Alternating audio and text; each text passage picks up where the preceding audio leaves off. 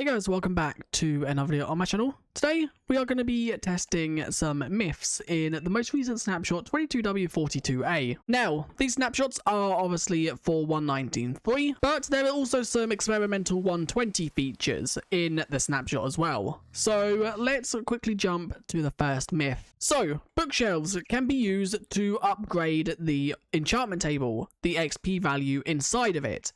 Can the new chiseled bookshelves be used to do that? And the answer to that is no. As you can see, if I put in this netherite pickaxe, it's still only a value of 5. If I enchant something and then once again get another tool and throw that in there, as you can see, it's only a level 7 with the enchanted bookcases around.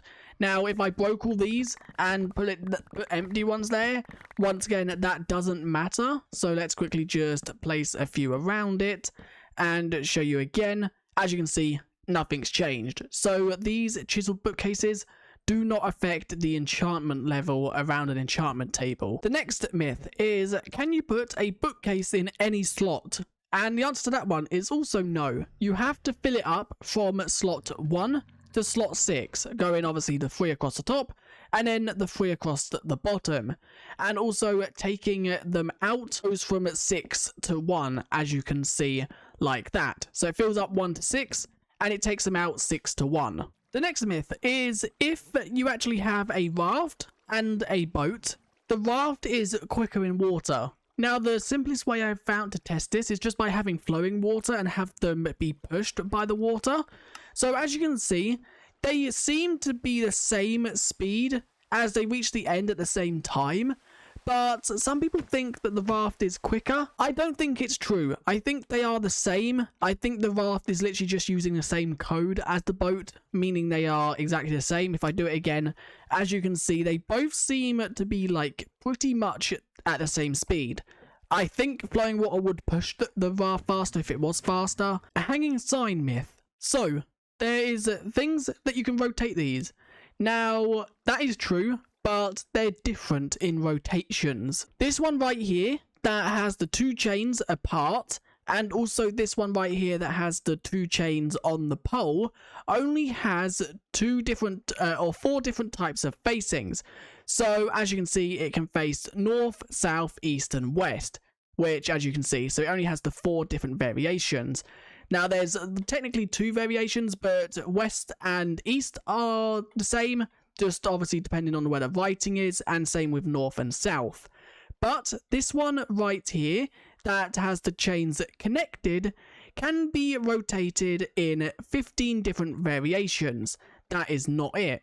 So if we quickly check this rotation, as you can see, I can click on this and it will rotate in the 15 different variations, with 0 being basically flat north and 15 being slanted, and then obviously it can go anything up to that. How you obviously get this is it just depends on where you are looking when you place it. Now you can also have this connected chain texture under a block. So normally if you just place it, you would get this chain texture. If you actually crouch and place, it will then connect the chains, so you can have the connected chains underneath a block as well. Another hanging sign myth is they don't need support from other blocks to be able to be there. Now that is not true for these two. As you can see, if I break that block, they pop off. Same if I just broke that block. But these ones that go on the side of a block don't actually need a supporting block. So as you can see, I can place these off of each other and they connect together, but they don't actually need a block supporting them. So as you can see, I can break that block, I can break any of these, and they will stay floating there. This makes for a really good sort of thing because you can place these on the end of each other, creating like a sort of archway, and they will obviously stay there. Another side note, you can also walk along these and they have a very small hitbox, so it's kind of like a tightrope. Now let's jump to the camel myths, as there are quite a few around the camel. So obviously the camels are bred with cactus. As you can see, I gave it to it and it ate it.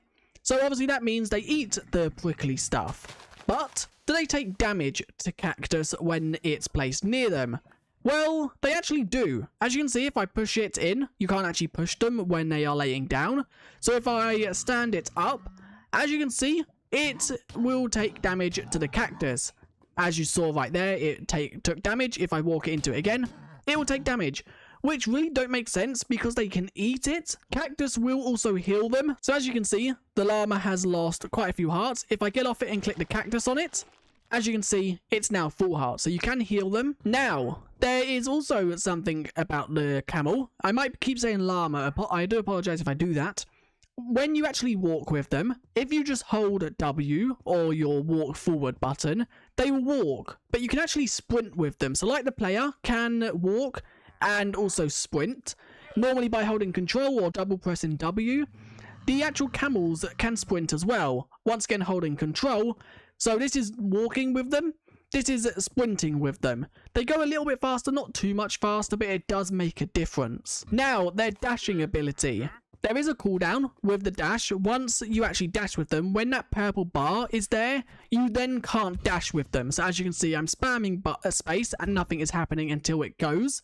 So can you apply effects to them to make them jump or dash higher? So I've gave the camel speed 5 because if we quickly just test it, it does actually go faster with speed. And if I now sprint, as you can see, we are going insanely fast.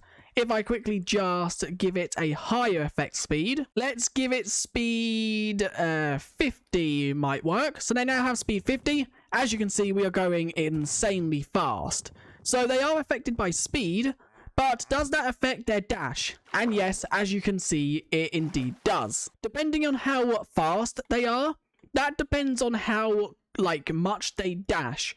So as you saw with that one, if we quickly just threw a saddle on this one, oh wow, okay, camel, calm down a sec.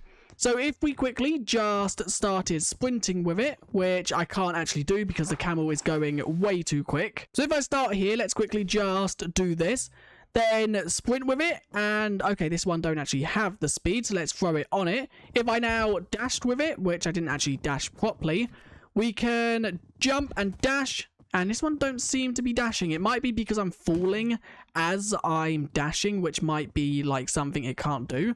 So there we go. We got over that big massive gap. So they can't actually have, oh wow, okay. Let's quickly just clear the effects.